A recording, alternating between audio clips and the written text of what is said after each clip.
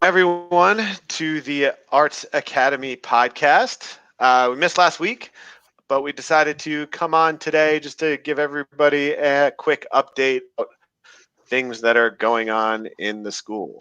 So we'll start today with something that we put in yesterday, which is the new math remediation classroom. So what we were able to do is we wanted to offer every student the chance to go to math help after school. So if you or your student was invited to a math remediation classroom, it's not because they're doing badly. It's nothing that they did personally. I invited everyone in the school to this classroom. The link to get help from your teachers will be open from 3 to 5. Monday through Thursday, and you can just pop in and get help with any of your math homework. That's the 3 to 5 time slots. Some teachers, if they're willing, might make appointments for later on in the evening, Fridays, weekends. Depends on if the teacher wants to do it and if there's a need from the students to get that extra help. But so that's now available for all students. So if it goes well, we'll keep it going for the rest of the year. Hopefully, we'll see what happens. And Tone, if students are interested in that, they can just post a message in the Google Classroom, and then you guys can, address it if they Yeah, want for that sure. after hours. Okay. Yeah, if somebody wants to make an appointment because they are busy from 3 to 5 and they really are struggling with math, just pop a message in the Google Classroom and we'll see if we can accommodate you. Are weekends a possibility too? Maybe a Saturday morning. Depends on the teacher. Okay. I'm willing to do it. I don't know how anybody else is, but Okay. it depends on if that person has something going on or not. So we'll see. Again, this is something new. We've only ever done math remediation in school from 3 to 5. Catch the late bus, go home. So now with this, with our virtual classroom here, we have much more flexibility. Dr. Gimarella has, said that as long as it's not during our normal school hours, we can make math remediation whenever we want. So we'll stick with 3 to 5 for the big group, and then extra time for anybody who needs it. Then Mr. Chardy can take withdraw, pass, withdraw, fail. Yeah. So WP and WF are withdraw, pass, and withdraw, fail. It's different from years past. In years past, we used to just give withdraw. Um, Last year, the board policy was updated, so now this year, any student after the date of September 25th who wants to drop a course for whatever the reason may be, you're going to get a WP or a WF. So if you're failing the course at that time, you're going to get a WF. So what you would do is you reach out to your guidance counselor. You could reach out to your supervisor also, but anything that comes to me, I basically send over to the guidance counselors because they're the ones that will contact the teacher, find out what your grade is for that course at that given time. So it's like real time. The Mr. Buccio, Miss Alvarez, they will reach out to your teacher, find out what your grade is. So if you decide to go with the withdraw, you're going to be given a withdraw pass or withdraw fail, and that will be on your transcript. Okay, so that's the important thing to understand. That withdrawn course and the grade WP or WF will be on your transcript. Okay, which will get sent out to colleges, etc. So you can drop a class. You just have to understand that that will show up on your transcript. That isn't new. Go ahead, Booch. I'm sorry. Let's say you did withdraw from, I don't know, from a past experience of mine, maybe like pre-calc in your junior year because you took on an AP class and you just couldn't do it at the time. You can take it over in senior year, and what we can do is, I guess regardless if it's a WP or WF, we can write a letter to the college stating, the circumstances under why you had to drop that class. So, I mean, there are, ways around that. It just depends on the class and how you do it, and so just food for thought. All right, and that date was September 25th. So anything after September 25th, which would obviously be right now, would be withdraw pass or withdraw fail. So, and that's basically it for that, Tom. And then we have our opt-in, opt-out questionnaire for the next quarter has been sent to all the parents. And this is where you guys can decide whether or not you want to come to school if you are currently at home for the second quarter, or if you don't want to come anymore for the second quarter, or just decides what you want to do. We haven't made a decision yet on whether or not, it depends on how many people opt in, on whether the in will be 1 day a week or 2 days a week. But if you want to come to the building, and second quarter is coming up pretty fast, a couple weeks.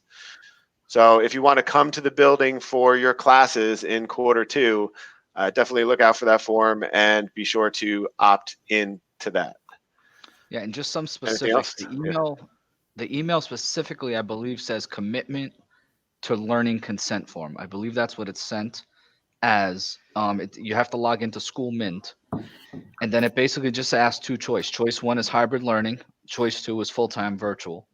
And what kind of transportation option do you anticipate for your child, based on, obviously, if you're virtual, the transportation question doesn't apply to you. But if you're hybrid, we're just trying to figure out how many people would be at each of the bus stops.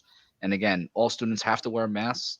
It hasn't been a big issue. There have been a couple issues where kids are wearing them below their nose, and we have to tell them to pull them up. So that has been an issue. And again, that's something that is in the classroom, in the hallways, and waiting outside for the bus and going to the buses. So that's everywhere in the building. And other than that, the issue that we're concerned with is just breakfast, because everybody comes in here at the same time in the morning.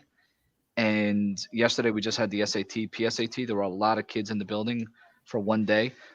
Granted, a lot of those students didn't know some of the protocols, so it was difficult to kind of address everybody at the same time who wasn't able to really experience a day in the building to date.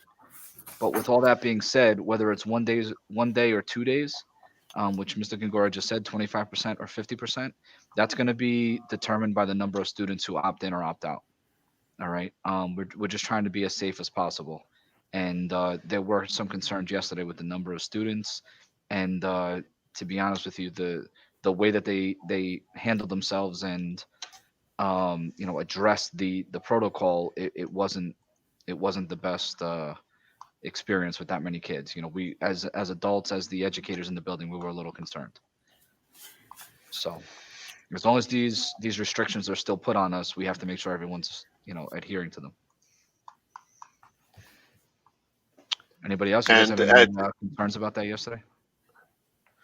No, and like we were talking before, is that some of this was some of these students, it was their first day in the building. So they're seeing people they haven't seen since the spring. You're not used to all the new protocols that we have in place to keep everybody safe. So just realize that if you're coming to school, you're going to have to do all those things that we mentioned. And it's simple things, right? Like you see a buddy in the hallway, high five, or you see a friend of yours and you give a hug or a kiss or something like that, mask on or whatever. These are all issues for contact tracing if you're not taking that personal responsibility. So it was a little concerning with with what was going on yesterday. But so I guess the next thing would be bus schedule on the district site. That came up yesterday.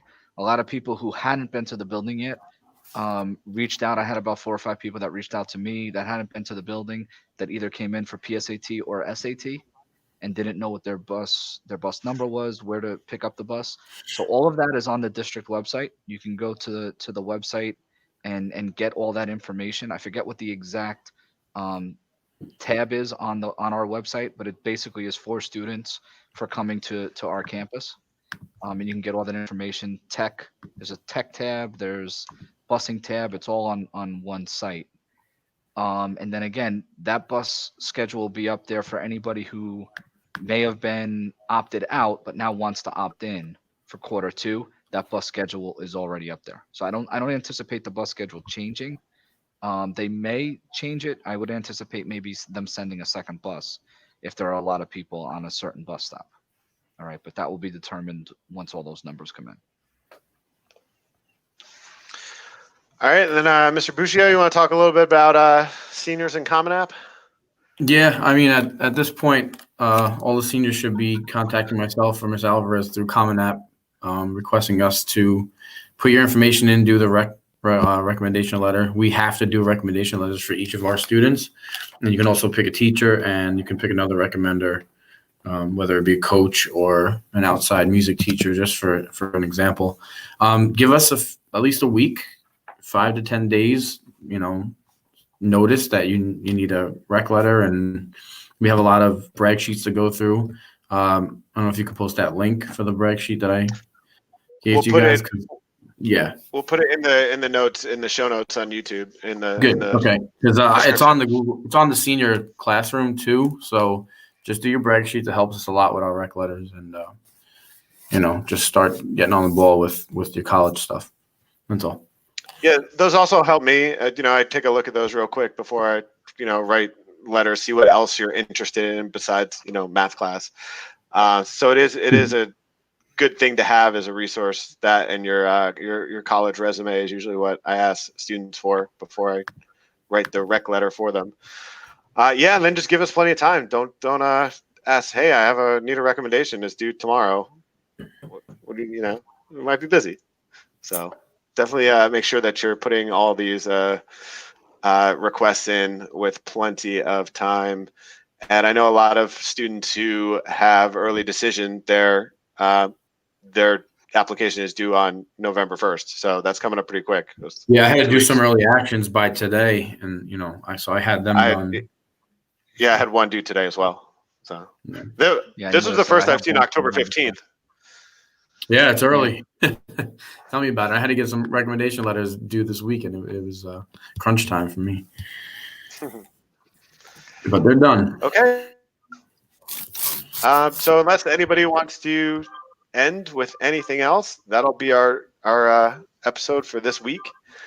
All I'll say is that the end of the market period is going to come up pretty quick in the next couple weeks. So just be sure you're staying on top of all your classes, and getting all your work in to make sure your grades are where you want them to be.